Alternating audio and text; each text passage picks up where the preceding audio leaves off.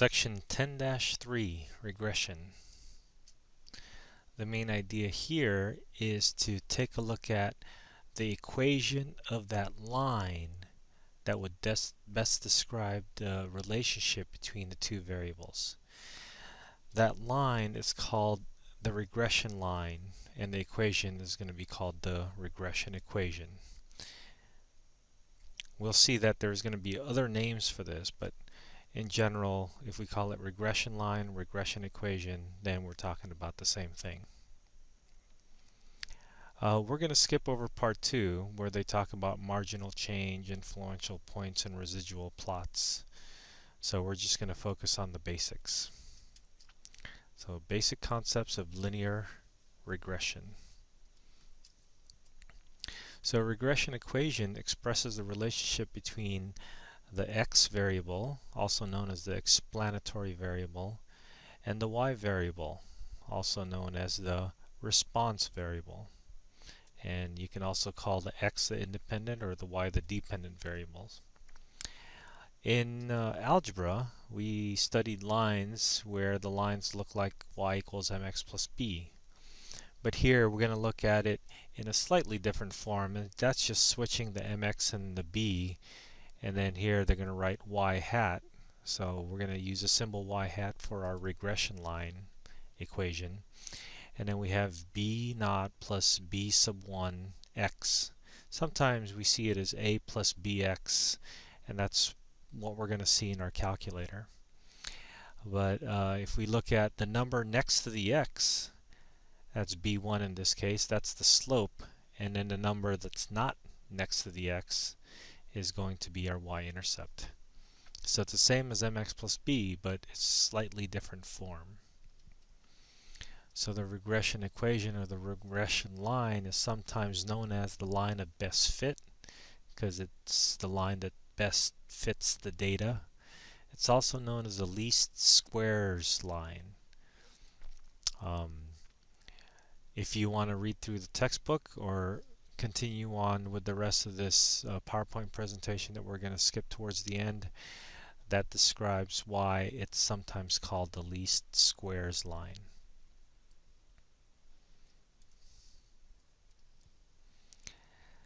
So just like the R is a sample correlation coefficient and the rho is a population parameter correlation coefficient, our B naught and our B1 also have a corresponding population parameter. Now we're really not going to be going over these things in detail, so this is the one and only introduction. But when you look at the linreg t-test, you see the rho is not equal to 0 is what we're testing. That also has a beta, that's the Greek letter B, is not equal to 0. So that's where that beta comes from. So our requirements are pretty much the same. We got the simple and random samples. We got a scatter plot that would show some sort of straight line pattern and outliers or something that we want to remove. So assuming we know the correlation coefficient R, we should also know the mean of the x and the mean of the y, as well as the standard deviation of the x and the standard deviation of the y.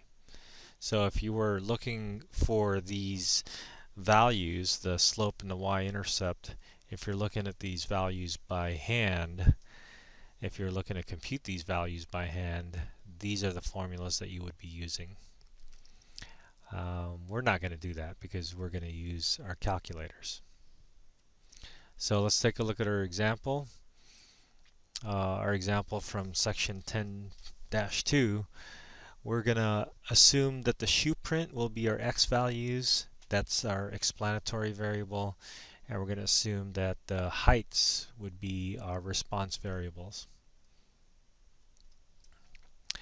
So we got the list of data, and if we quickly check the requirements, let's assume that they're simple and random.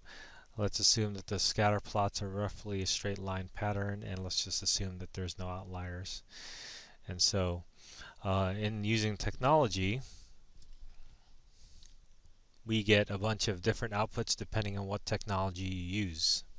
So again, we're going to focus on our TI 8384 calculators, and the values of A and B are going to be the values of the y-intercept and the slope that we're going to be looking for.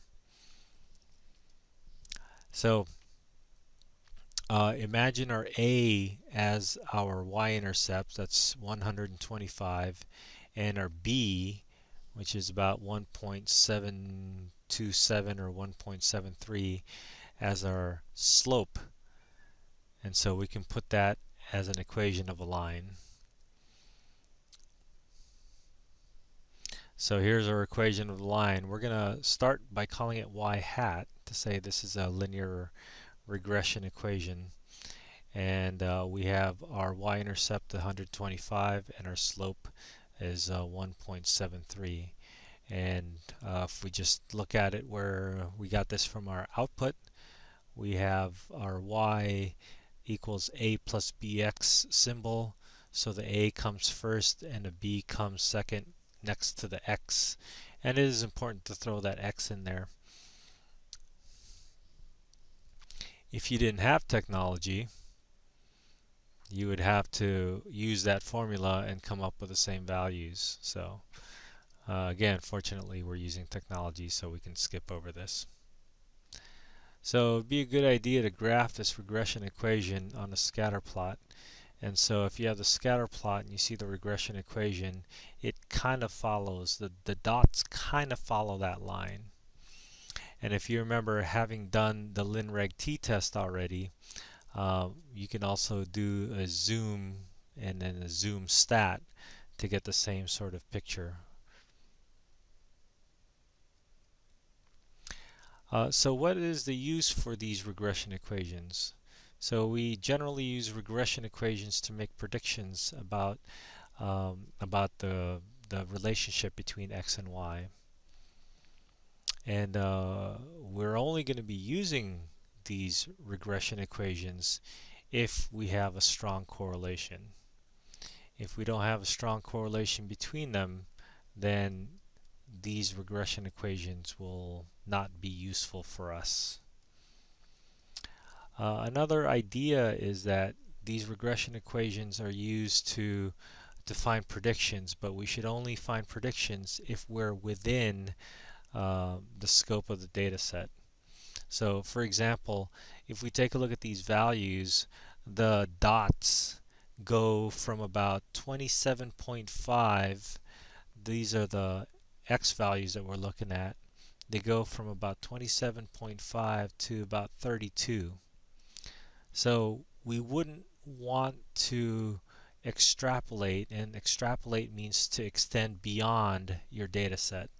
So we wouldn't want to put a value of 26 or something like that, or a larger value of 34, for example, that goes beyond the data set. So if you go and do that, you might not get a good prediction. And also, if the regression equation doesn't appear to be useful, it looks like all the data points are farther away, then in general we want to use the sample mean. So in this section we're going to be doing predicting, and the main strategy for predicting is that we ask ourselves a question: is the regression equation a good model? And to answer that, we generally have to run through a hypothesis test. So we run through a hypothesis test. The question is that, do you really have a good correlation? Is there a correlation between the two variables? And if there is correlation, we will use the regression equation. If there is no correlation, then our regression equation is useless, and we will be using the mean of the y values to be our result. So here's a summary of the flowchart that we just saw. Let's go back to our example.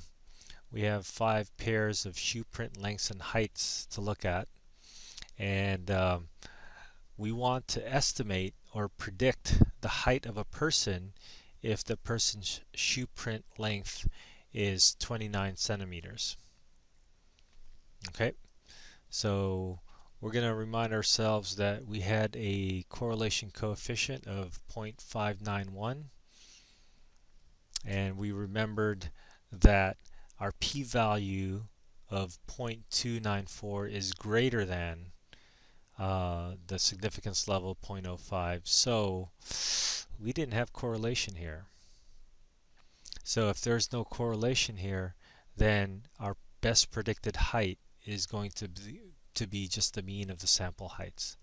So that is to take all the y values and do a 1 var stats on them, and then get the mean of about 177.3 centimeters.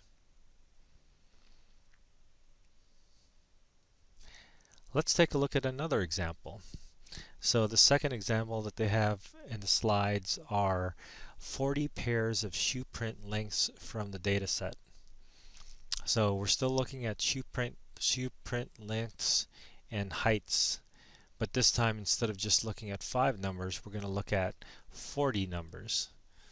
And this is from the data set in your textbook, and here's a description of it, data set 2, and here's the actual data. So you can look at your textbook and input all the data in your calculator. We are looking at the foot length and the heights, so that's the third column and the last column. If you work with that, then you can get the same results that they're going to get here. Instead of putting in the calculator, this is something that's probably a longer list. I'd be interested in putting it into Excel or Google Sheets or something that would help me get this a little bit neater and a little bit more precise without making any little typing errors. So if we take a look at this, our technology, or somebody's technology, found that the R value is 0.813. And then if you run through the LinReg t-test or something equivalent, the p-value is pretty much close to 0. So with that, we reject the null hypothesis and we conclude that there is linear correlation. So if there is linear correlation, we're going to get to use our regression equation to make our prediction. So remember, our prediction is a shoe print of 29 centimeters. So what we're going to do is we're going to use this regression equation. This is y hat equals 80.9 plus 3.22x, and we're going to replace x with 29. So in doing so, we replace x with 29, then we're going to get a y hat value of 174.3. So if somebody has a shoe length of 29, then we would expect their height to be 174.3 centimeters. Okay, so this is an example where we actually had correlation, and when we do have correlation, our predictions are going to be based on the correlation, our regression equation. Okay. All right. Past this would be some beyond the basics of regression that I'm not going to go over, but I do encourage you to take a look at it and read through some of that information in this PowerPoint, and then see what you can make out of it. Okay.